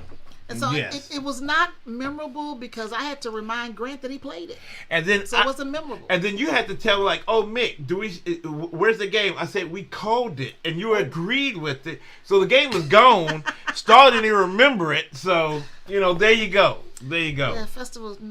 There are other games that do the same type of mechanic. Yes. Now, Cora Lou said, "I like Festival. It's been a great one to bring out for New Year's Eve. Easy to play with almost everyone." Yes. And some people are going to like it. Some people are going to like it. We didn't like it. Well, I didn't like it. So yeah. All right. We've talked about this one before because it was something new to us, but not new to a lot of you guys out there. Yes. Number 11 on our list is Food Chain Magnet. Woo! The Deluxe Edition. Special edition. By the way. Yeah. Magnet. Magnate. I know you spelled it magnet. Oh, I spelled it wrong. Oh, but it is Food not chain. magnet. I'm sorry. It is magnet. Magnet. I'm magnet. sorry. I spelled it wrong. I apologize. Oh, you did. I did. Oh, well. Okay. But deluxe edition. This is the deluxe edition, the not the edition. old one, the old they call it squatter. special edition. This is from Lucky Duck Games. Yes. 2 to 6 players. Yes. We've talked about this one in previous shows because we just started playing it. Yes. It's a heavy strategy game. Heavy. About building a fast food Heavy. chain. Yes. The focus is on building your company using a card-driven resource management system. Yes. Players compete on variable city maps through purchasing, marketing and sales, and on a job market for key staff members. So you've got this map in the middle of the board that we're all playing on. We're all putting our with houses and different things. Even the expansion gives you an apartment building. Yeah. Yeah. I'm gonna say I love this game. She loves it, and look, everybody we talk to says, and then we read and look at the videos how brutal and mean and hard and just evil this game is. Starla loves it. It's not brutal. Starla loves it. And then we met with somebody the other day and that said, was Lee. And that was Lee. Lee said, "Man, that's a brutal game." And Starla says, "Really? I love it." And what does that say about Starla, y'all? What does that say? That she loves a brute. Everybody in the world says it's brutal. Star said, "No, it's not. I love it." I was like, the what? game is not brutal. It's brutal. It is not. It is a now, mean is it a game. hard game? It's a hard game. Yes. Yes. I don't see the brutality. Yes. You are trying to build up your fast food chain. Yes. You could care less about the competition. Look at that. Jamie said it is mean. I don't see it. She don't see it, y'all. She don't see it. I don't see it at all. She don't see it. Thank you, Scott. Scott said I spelled the word phonetically. All right. Monica said she's just half evil. She's 333, just half evil. I'm not half evil. Look, any game you can lose on the first turn is brutal. That is so right, Ed. That is so right. And that's what can happen at Food Chain Magnet. You can lose it on the first turn. I can tell you for sure this game will make you angry. Yes, it'll make you as angry. you build up your fast food chain, Yes. you're putting out your little restaurants, you're building your team, you're getting all of your staff together, your CEO and your managers and all this stuff, and you start marketing, which that's my field of expertise. So you start marketing, and you start putting everything out so you can market your lemonade or your burgers or your pizza, whatever you're doing, and you set everything up. Yes. And then your competitors come through and steal your customers. That's me. Because somebody said that Starla must haven't made a loss on it yet. She has lost at it. With me, twice. She only won once. Twice. Yeah. I am the food chain empire king in this household so far. Yes. One of his wins, he didn't even know he won. I didn't know. But because I'm such an honest... did I win? I won. I'm an honest competitor. Yes, you are. I'm an honest competitor. Yes, we were doing a two-person game. Yes. A two-player game. And we were playing, and I thought Mick had the upper hand. I was like, okay, he's going to win this. He's going to win this. And then after he did the score, he said, Starla, you won. It was like by 2 points. Yes. And then after we looked at it, I said, wait a minute, Mick, did you add your waitresses in? I did not add and my he added his waitresses. waitresses, and once he added those in, he beat me. Yes. But I'm going to say, even in a loss with this game, it intrigues me and it challenges me to do it again. Yes. Because I love a no-luck game. It has no luck, y'all. This game has no luck. No luck. No luck. No luck. No dice. No card. Nothing. No cards. You're not building a deck. You're not pulling out 5 cards. It's all on you. You pick the cards you want to use. Yes. And you play the cards how you want to play them. Yes. I love a game like that. That's why I like Hansa Teutonica. There's no luck. It is all about you figuring it out. No luck. None. Figure out how to make it work. Yes. Try to make things change into your favor. I love the game. Yes. Even though Bobby said, Starla, it's the meanest game I've ever played. Dana said, I don't think you can lose on the first turn.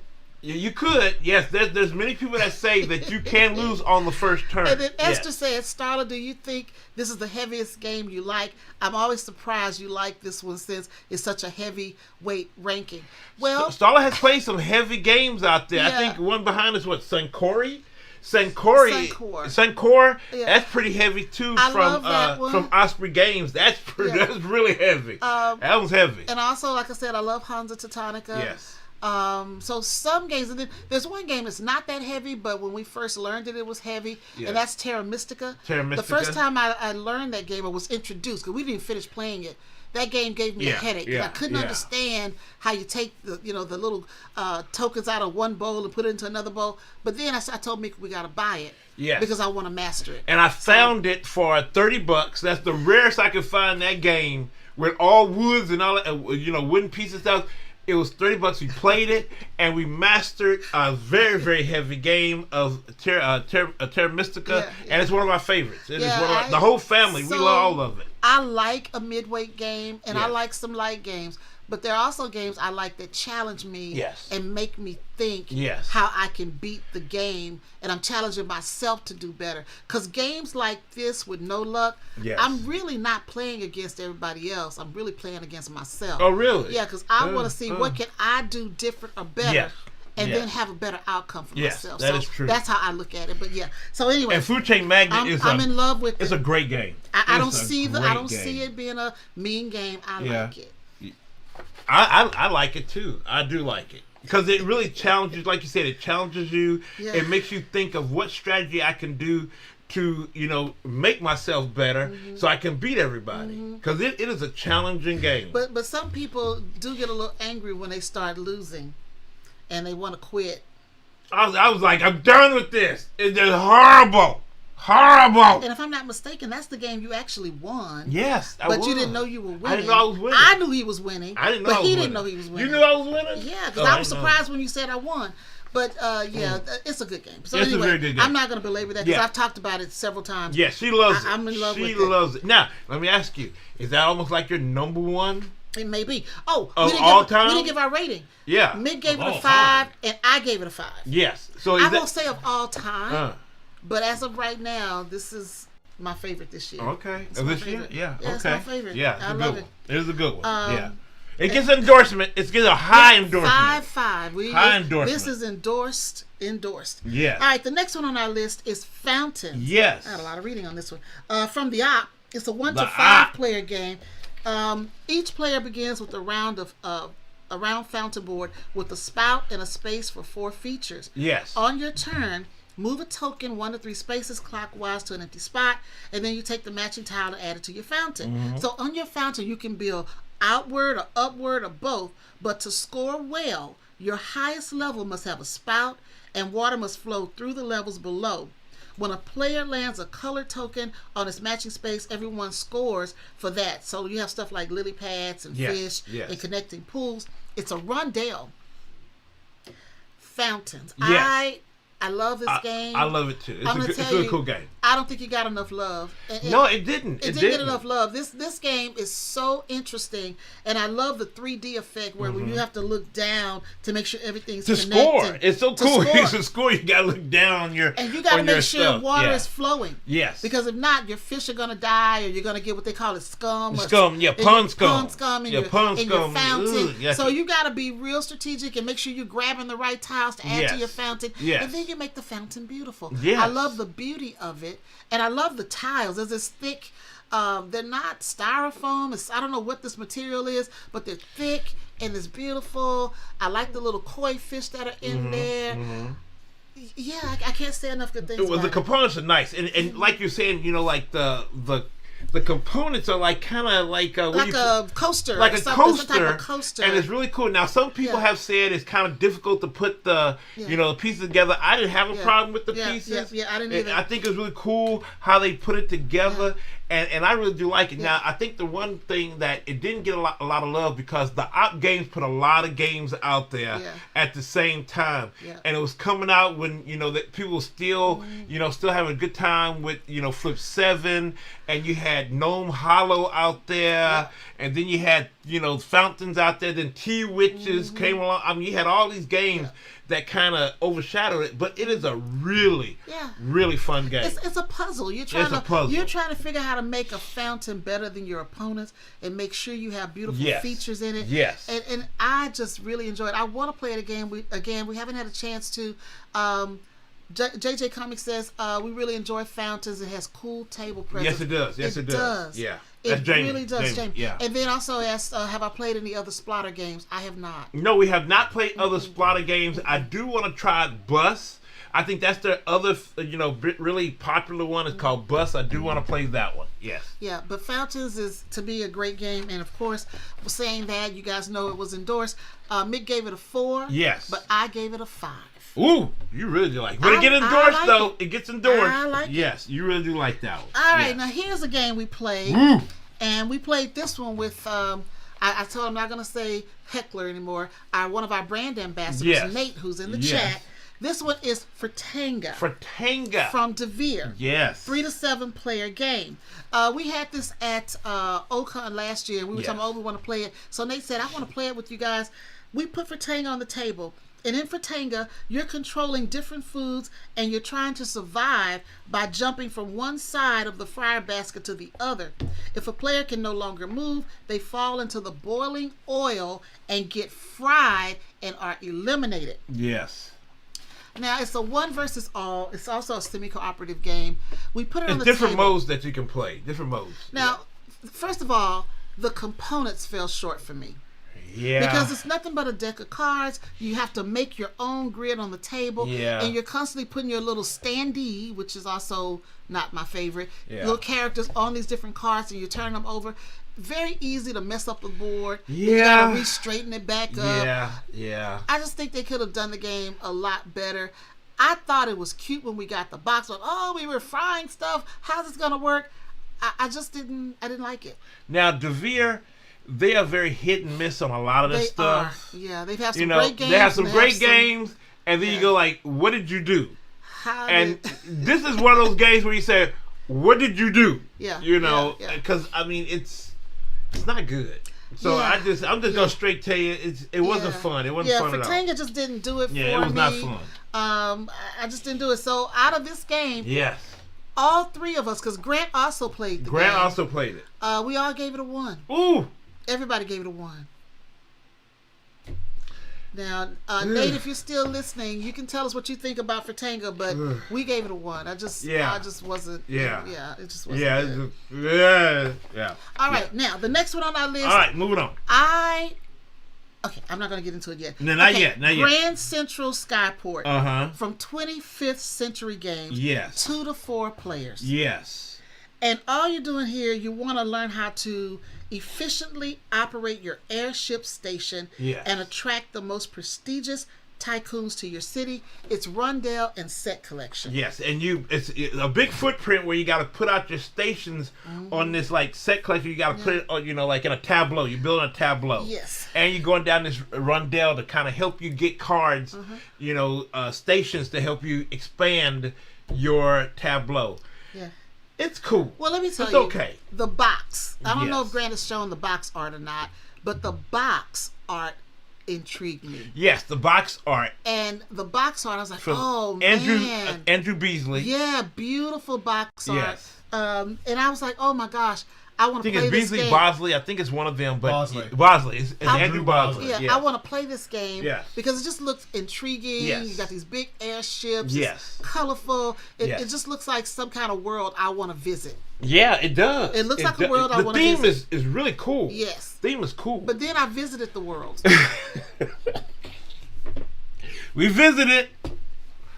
I don't have to go back. And I just wanted to know, how do I get back? Yeah, I don't have to go back.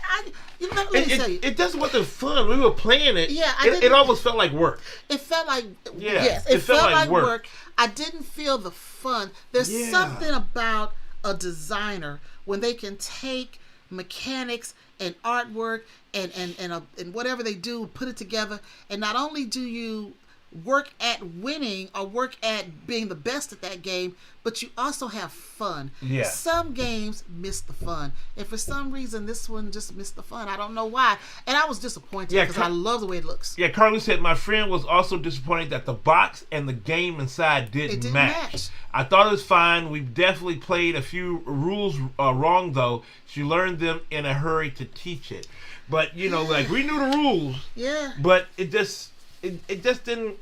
I think what your friend said, the art did not match the box inside. Yeah, the game inside. The box is gorgeous. The box is, the world looks so interesting to be at. Like, that is so cool. But then when you get involved into the mechanics and the play, you're like, nah, it didn't work for me.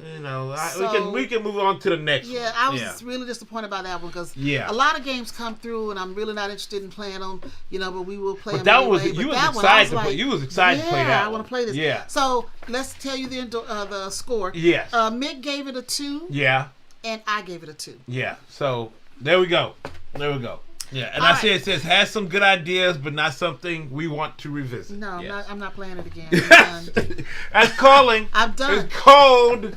That's a cold. That's gonna be cold. Yeah. All right. So the next one on our list. Yes. Hutan. Yes. Life in the Rainforest from the op. Yes. 1 to 4 players. On your turn, you take a flower card from the shared market and add its flowers to your rainforest. Placing a flower on a matching flower grows a tree. Mm-hmm. And when an area is completed with trees, a final tree is replaced by an animal. Yes. Hutan. Beautiful. Yes. Now, if you've ever played, Amazonia? Life in the Rainforest. Yeah. This is similar, but I think it's like the little brother. It's not as involved as Amazonia. That's true, yeah. It's kind of like the other one that the op had was Aqua. Yeah, but we're looking rainforest to rainforest. Yeah, rainforest. Yeah. So I would say Life in Amazon is a little bit more complex. Yeah, which we love that game as well. We love it too. Yes. But this one I think is a little bit like a baby brother to that one. Yes. It's got some great wooden animals. I go with that. Beautiful components. I love the way you go and you transition from placing a flower to growing a tree to placing an animal. Yes. All those things and you do. You also have to mention it is basically a sort of sequel to Aqua, Biodiversity in the Ocean. Right, well this is what Mick was. He was comparing it to Aqua. Yeah. I was just comparing it to the other game. Soon they have a game called Timbo, Survival on the Savannah. That's coming too. I gotta say, whatever they're doing with these type of games, because we love Aqua, we love this one. they're doing a great job with these. That's all I can say. And the art is cool. You know, it's coming from Vince Dutoit. You know, and that guy can make some beautiful games. Yes. And we can say that the box art does match. It matches. It does match the game inside. The gameplay, the mechanics, the it components. Does match. Yes. Everything was so pleasing. Everything was fun to play. It's fun to play. Corlu said, Hutan is the Mini Express travel edition of Life in the Amazonia. Yeah, that is true. That is true. We can say that. Yes. And you can have both in your collection. You can have I'm both. not saying replace either. They're both fun in different ways. But again, they just hit it out the park. Components. Yes, theme, everything. Timbo, we are looking forward to getting that, and we look forward to playing that because they're doing a real good job with that series. They are. That series is lots of fun. I can't complain. And I'm just so upset that Hutan just got forgotten. It's just gone. It's just gone. Well, Corlu's saying she's playing Timbo online. It's nothing at all like Hutan or Amazonia. Not. Okay. No, it's not. It's totally different. It's actually it's a co-op. Oh, so, Timbo is a co-op. Yeah, it's a co-op. So yeah, it's gonna be really cool. Well, with Hutan Life in the Rainforest, Mick gave it a 4. I gave it a 4. So yes, we endorse this game. Yes, and JJ, it is good at 2-player. It's a good 2-player game. Yes, it's a good 2-player. All right, next one on our list, Jingle Bell Roll from Chris Couch Games. 2 to 6 players. Yes. Players take turns rolling 7 Christmas dice up to 3 times, setting aside symbols they want to keep. Dice show festive icons like milk and cookies and stockings and gifts and bells. Yes. With unique scoring rules. So it's about rolling dice and locking in dice. Push your luck. Push your luck. Push your luck. And getting objectives done. This is a cute Christmas game. Very cute. And it's designed by a local designer here in Omaha. You guys have heard us talk about him 100 times. Marcus Ross designed this game. If you like holiday-themed games, which we do, because we like to add to our collection, so during the holiday season, we can focus on holiday-themed games. Yes. This is a good one. It's Marcus a real did good a great job with this game. Yes. Chris Couch Games did a great job with publishing it. And the production, The production, the artwork is cute. Yes. It's quirky. It's very thematic. I'm in love. Yes. In love with it. Yes, I really do like it. It's a really simple game. You can teach this to anybody. Yes, You can teach this. You can throw it down and say, this is what you do. Like 2 or 3 minutes, I mean, people know exactly how to play it. You know, about 5 minutes, you can put it together, and it's so much fun. It is fun. It is fun. And it's easy to carry, a little small box. And you don't need it just for Christmas. No. You can play this anytime. You can play it anytime. And anytime. Again, for the holidays, when you are going into the holidays, take this game with you. Take it. Cute little game. JJ started in September. JJ said, I need this game stat. Yes, you do. Yes, you do. Check Spielbound. They may have a copy. Yes. And then when you get it, have Marcus sign it for you. Yes, you have Marcus sign it for you. And I think also you can find it on Chris Couch Games. Yes. Check there. Yes. Because I think they're going to have that out there. But it is a really, really fun game. Yes. All right, so Jingle Bell Roll got a 4 from Mick. Yes. I'm pausing. What? It got a 4 from Mick. It's a cool game. You got to do a lot to get a 5 from me now. You got to do a lot to get a 5. It got to be just super great. All 3 of us played it. I mean, something you know. For me, you got to come on now. So I gave it a 5. Okay. And Grant gave it a 5. Okay. Well, it's still endorsed. It's still endorsed. It is endorsed. Yes. We love it. Yes. We recommend it. Get it into your collection. Yes. Especially for the holidays. Especially for the holidays. See, Michael Florento said, I like Jingle Bell Roll, but I likely only play it during the holidays. I'm like you, Michael. When you come with the holiday theme, I play it during those times. But it is a game I would love to have. Well, not love. We have it. A game you should have so you can play it during the holiday. You got a good 6 weeks of holiday. We start Christmas right after Thanksgiving. So you got plenty of time. I'm telling you, started in October. Start in October. Start playing the game in October because this is the holiday time. But you know, it's good that we have several games on our kind of like our holiday schedule, and that adds in just fine with that. You know, now we have like about 6 or 7, maybe 8 games for holidays. That's really cool. And we love getting holiday games. Yeah, we love holiday games. So yes, we endorse that wholeheartedly. Wholeheartedly. All right, now next one on our list. We're at 17. Everybody, we're wrapping it up. Yes. Jungo. From Happy Camper. 2 to 5 player game. Now Jungo is a hand building game where players race to empty their hands first. It's Yes. that ladder climbing, shedding, card shedding game. Yeah. Cards must be played in hand order, and you can beat the current play with the same number of higher cards with the larger set. Yes. When you overplay, you must then add the beaten cards to your hand or discard them. If you pass, you draw a card, then you choose to keep it or discard it, which is called calling on the law of the Jungo. I don't understand it. This is what the publisher said. Law of the Jungo, whatever. Or play it immediately as part of a winning combo. It's about hand management and ladder climbing and card shedding. What do you think? Well, Happy Camper has brought out some games. Yes. We love Happy Camper. And Trio, excellent game. Love it. But then they've hitting some walls on some of them. And unfortunately, I think they hit a wall on this one. Well, it's okay, but I don't need to play it. I don't need to play it that much. It's all good. I think they leaned in really hard on the cute factor, colorful and all that. Yes. It's a card shedding game. It's a ladder climbing game, and we like Volonimo a little bit better. Yeah, Volonimo than Jungo. Oh my God, it's great. Yeah. Now JJ Comics, they said we love Jungo. It's very quick and easy to teach. Yes. I agree with you. It's cool. I guess because we have so many different. Yes. And we have Volonimo. So and I think Volonimo is better than Jungo. Yes, it's better. I think so too. But yeah, it's not a game we're gonna endorse. Yes. But if you like it, that's awesome. Go for it. Go for it. I think we're gonna keep it in the collection. Yes. I'm not thinking about culling that one. I might keep it. What? Are we gonna keep it in the collection? Yeah, I'm gonna keep it. Let me give you guys the scores. Yeah. Mick gave Jungo a 2. Yeah, I did.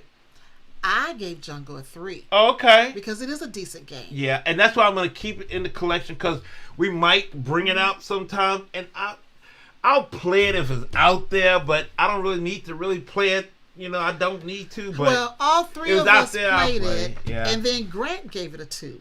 Ooh. I'm the only one that gave it a 3. You're the only one that gave it 3. Well, I mean, it's a game that, like you said, so you should have given it a 3 because you said if it's out there, you'd play it. Well, if we want to, if we have some people out there that, are beginners, we might throw it out there. I want to keep it. But I'm going to tell you something. Since, it's a game for beginners and it's easy to teach, it is so many other games I would put in front of that. That's true.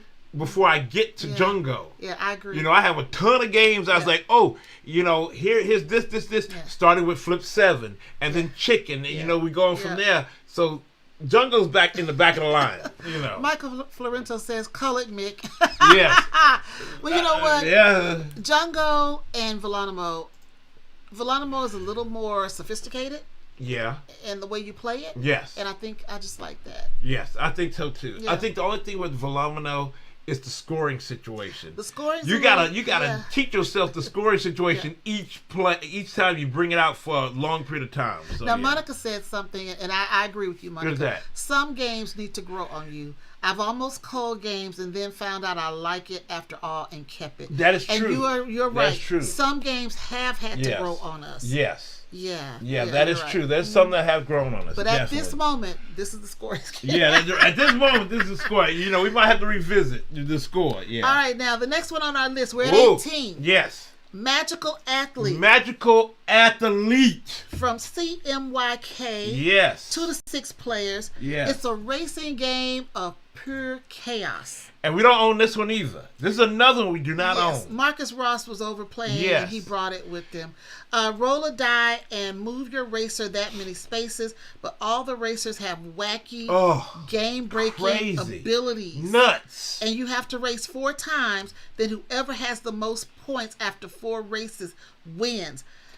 Oh, I'm going to let you talk about this one because you loved it. Y'all, this game is so much fun. Now, this is a con game or just a party game. It's really a party game. It is a party game. But it is so much fun and it's so wacky and everybody has fun. You need more than 2 players. Do not play this with 2 players. I think you need more than 3. You need more than 3. I think you need the 4 to 5. You need the 4, 5, 6, 7. You need as many. To make it as wild and crazy as possible. You need to make this so crazy and loud. I'm hoping that we can have this on the hot game table. Yeah. Because this is a hot game. Yes. It is so wacky. And you can do all 4 games, or you can do just 1 game, 2 games. You can just have so much fun. and it is a wacky, crazy game. Now, it's been out there in the world. I've seen it, and everybody has talked about it. And a lot of people prefer this one over the other big game that's out there, Hot Streak. Hot Streak, okay. You know, a lot of people like this one better than Hot Streak. Now, I'm kind of on the fence on that. I really like Hot Streak, but Magical Athlete might got me because it's a lot of fun. And then you bring all the different characters with all their crazy... Which one was your favorite? The Big Baby! Big Baby. Huge Baby. Huge Baby. I love Huge Baby. I love Huge Baby. He rolls up everything, or he stops things. He sits on a space, and no one else can be on that space but Huge Baby. I love Huge Baby. But, you know, it's so much fun. And then you got Suckerfish, yes, who kind of like kisses, you know, he suckers on you. He attaches to another racer and goes with the other racer, yeah. So, you know, it's so many different, and then they all got bios, and all, it's just a great game, and I really do love it. All right, I think Monica's talking about this game, Magical Athlete. She said, I played it at a con recently, and we loved it so much, we were almost rolling on the floor laughing. Yes, it is so crazy. It is so crazy. Now, we need to go back to Jungo. Blaine said Mick shouldn't keep a 2 in your collection. You already have a better game that does the same thing. That's true. And then Scott Wood said Mick know doggone well he shouldn't keep that game. Probably so. Probably so. That is probably so, Scott. That is probably so. Yeah. And Monica, back to Magical Athlete. She said yes, she had the Big Baby. Big Baby! I love Big Baby. I love Huge Baby. But it is a fun game. Oh, Corlew said Hot Streak is fine, but I think I still prefer Camel Up. But yeah, a lot of people say they do prefer Camel Up than Hot Streak. We don't have that. What? Camel Up. We don't. We played it, though. We have played it several times. But we don't have it. We don't have it. Why we don't have these games? I don't know. But Magical Athlete, we definitely going to have to find, because that game is hilarious, crazy, chaos, kooky, and even the art is kind of... It's wacky. It's wacky. It reminds me of the cartoon Wacky Racers. Yeah, Wacky Racers. It reminds me of the cartoon. So. And it's just a crazy, but it's a good time. Yeah, it's the 80s. It's almost like a 70s. I think Wacky Racers is from the 70s. It's almost like 70s vibe. We used to watch those cartoons. Yeah, it's a 70s vibe. But I do like it, and I gave it a 5. Wacky Racers is 1968. That means that we watched it, I guess, in rerun. In rerun. But we watched all that stuff. We watched the Flintstones and all that stuff because it was in rerun. And it's also from that Beatles movie, Yellow Submarine. Oh, the Yellow Submarine. Yeah, the Yellow Submarine. It looks like the art from the Beatles' Yellow Submarine. Yeah. But I gave Magical Athlete a 5. Yes, he did. And I highly recommend it. And I gave it a 4. Okay. I gave it 4, even though I think I won the races. You did. But it was still fun. I enjoyed it a lot. But as you guys can see, if it's wild and crazy and wacky, that's right up his alley. And I'm going to tell you, for a wacky game, that everybody likes to play, I still prefer heavily Ready, Set, Bet. I love. That's wild too. It's wild, chaotic, but I love Ready, Set, Bet. Magical Athlete haven't taken over that yet, so we're still running with that. And Hot Streak either. A lot of you say, "Oh, Hot Streak got Ready, Set, Bet." No, I still like Ready, Set, Bet. Corey said, "OMG, the Big Baby Meeple is monstrously huge compared to the rest." Yes, it is. That's why he likes it. That's why I like Huge Baby. I love Huge Baby. He likes it. Loves it. All right. Loves it. Now we're at number 19. Number 19. We are rolling this up. Yes. All right. Mega Jackpot from 2024. Yes. Randolph Games, 2 to 4 play. Oh, I didn't say Magical Athlete was endorsed. Mick gave it a 5. Yes, it was endorsed. Highly endorsed. Yes. Okay, Mega Jackpot 2024. Yes. Randolph Games, 2 to 4 players. Yes. It's a card game crafted to capture the electronic atmosphere of a casino slot machine. Yes. So you're turning over cards to align 3 matching symbols to hit the jackpot, and it's about pushing your luck. Yes. Now this is gonna be this is gonna be something else right here. This is something else. This discussion right here gonna be something else. Go ahead. I really like it because it simulates Las Vegas and run the slot machines. I love it. I love it. You can take it places, throw it out there. Simple rules. Love it. Love it. Okay, so let's just give you the score. Las Vegas, baby. Yeah. Mick gave it a 4. Yes. And I did not. What'd you give it? I gave it a 1. Oh, that hurts. Oh, I'm just falling out. First of all, you cannot simulate the excitement a slot machine gives you. It's kind of okay. It kind of does a little bit. I know. I love slot machines. No. So I'll just say no. I don't love them as much now because I've gotten to the point where I know that it's a one-arm bandit. Yeah, when I was younger, bandit. I thought it was fun and all that. Yeah, it's a and one-arm Vegas bandit. is so expensive now. Oh, Vegas is killing itself. Just the lights and the atmosphere, they drag you in with that. You can't do that with the card game on the table. You gotta get into the theme. You gotta dive into the theme. Dive into the thing. You gotta dive into the thing. And I dive into it, and Mega Jackpot is cool. I think you can take it anywhere, play it, and you got Las Vegas right there in the box. Yeah, you can take it anywhere. Yes. Yeah. What you mean? Take it. No. Anywhere but here. Anywhere but here. Take it. No. Oh, yes. It is total luck. I mean, you talk about luck. That's this game, and Star does not like that. Luck. No. Yes, that's luck. Not for me. So I'm not going to belabor that. We're going to move on. Yes, it did not get endorsed. JJ is spending money during the show. What? Just purchased Jingle Bell Roll and 2 expansions. Yes. That is so cool. He's spending money right there. Dana said Mega Jackpot doesn't look like something I would like. You would not, Dana. You probably would. Yeah, Dana, you wouldn't like it. You wouldn't like it. No. All right, so we're going to wind this up. This is number 20 for this week. Yes. We're winding up our... We got 2 more. No, we have 1 on our list. That last was for you. Yes, the last one's for me. Yeah. 20.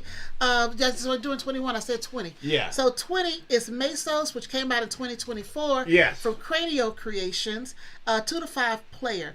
In MSOS, you lead an ancient tribe and must help it grow by adding members, securing food, building structures, and responding to events. Each round, you place your token on the offer track, then track order, gain characters, or build cards to strengthen your tribe. Yes. It's all about open drafting and set collecting, and I just think it's a really clever, thematic, and fun game. Yeah, I think so too. I think it's really, it didn't get enough love. It was kind of overlooked from all the other games that they have out there, which Cranio Creations has made some really, really good games. And I mean, like their other one, Gollum, that one's forgotten, and that's a really good one that we got to go play one day. But I think MSOS is a really cool, unique game. How you do kind of like a worker placement, and that determines your play order, and then set collection. You're trying to get your tableau built, and then you feed your people. Yeah.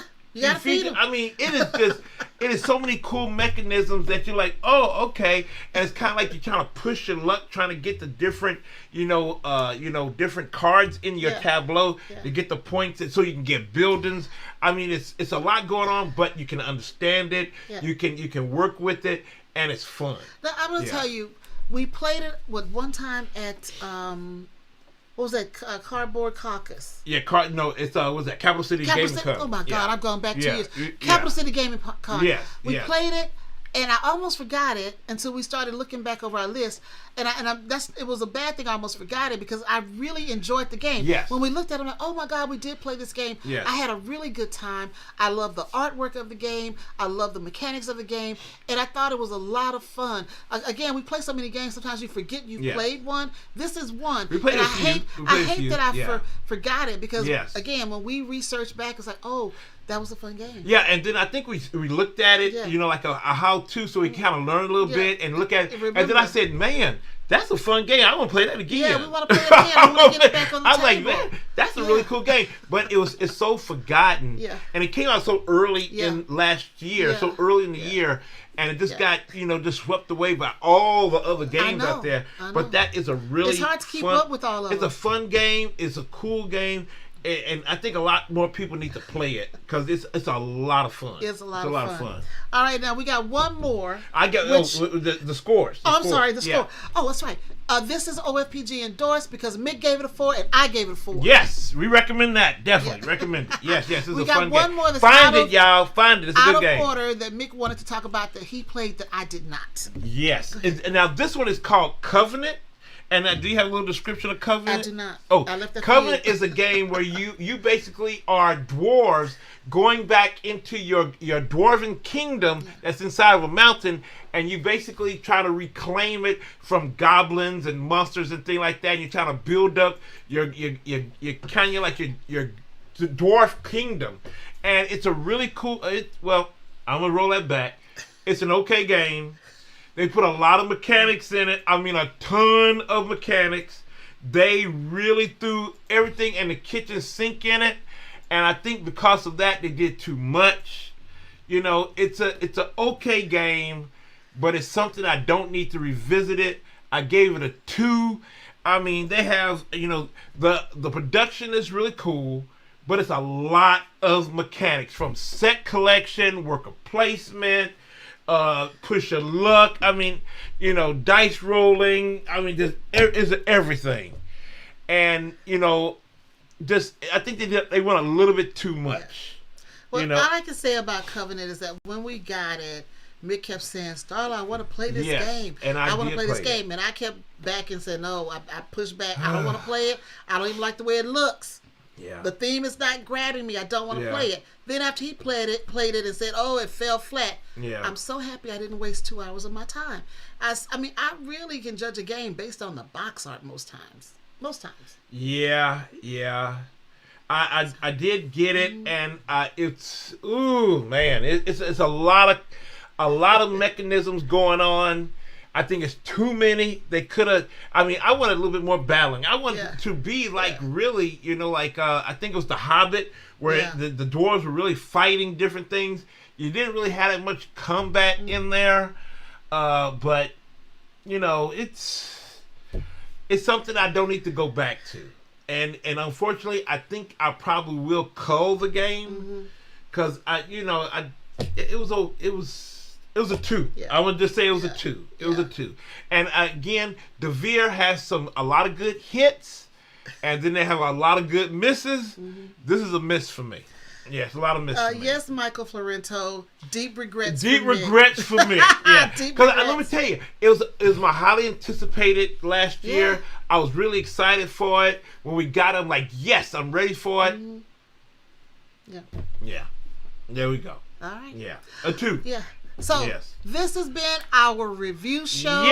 Part 1. Part 1. Next week we're coming back with part 2. Yeah, we got a whole bunch coming back of next week, right? Because we got Easter Sunday. No, we come back next week. Okay. We come back. Easter Sunday we'll be here. Yes, we'll be here. We'll be here you can enjoy us with your family on Easter Sunday. Yes, you can do that. All right, so that's been our show. I hope you guys enjoyed the reviews. Yes. Really love the comments and suggestions and all the great things all you the guys were saying. conversation. Love it. Oh, so Starla, where can they find OFPG now? Whoa. Dad joke. I don't know if he's posted it yet. Okay. Dad joke. Wait, where are you? You sleeping? Yeah, you sleeping? There you go. Very long. This has been a very long stream. Much Okay, longer than we normally let's do it. But he says, in honor of Chuck Norris's passing, they renamed the street in his hometown after his name, but they had to change it back. Nobody crosses Chuck Norris and lives.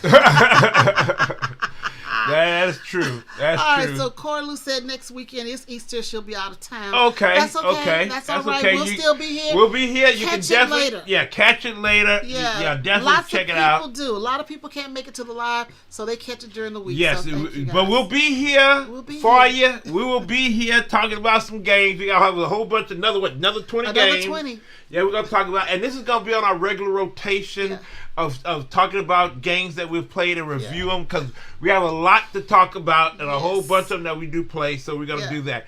So definitely subscribe, like the show. Yes, everybody. like the show. Put it out there. Tell people on about it. Do that. So Starla, where can they find OFPG so they can tell everybody where to get us and find us and all that good jazz? Well, if you're looking for Our Family Plays Games, yes, you can find us on Facebook, yes, Instagram, yes, Blue Sky, yes, Threads, yep, TikTok, on our website, and right here on YouTube, right here. And if you're in Omaha, Nebraska, that is local, family. You can find us on Cox Channel 22. Yes. Thursdays at 11:30 a.m. Yes, yes, yes. Yes, and we're also in the documentary film The Hobby, Tales from the Tabletop, which is on Prime Video and Apple TV. I got it. And check us out on BGG, Board Game Geek, right here. Check us out on Board Game Geek. We just put out a new show. Yes, check us out on BGG. Yes. We're doing some stuff on their YouTube channel. We're talking about deck building. Like we do every month. We do that every month. So definitely check that out. We talk about deck building.